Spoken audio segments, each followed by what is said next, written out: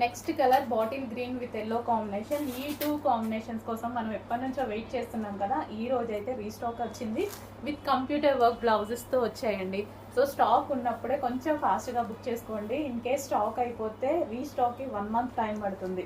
So మిల్స్లో మనం మళ్ళీ prepare చేయాలి కదా, 1 మంత్ టైం పడుతుంది. సో ఈ రోజు అయితే స్టాక్ అనేది రెడీగా ఉంది, చెక్ చేయండి. Dark bottle green with yellow combination.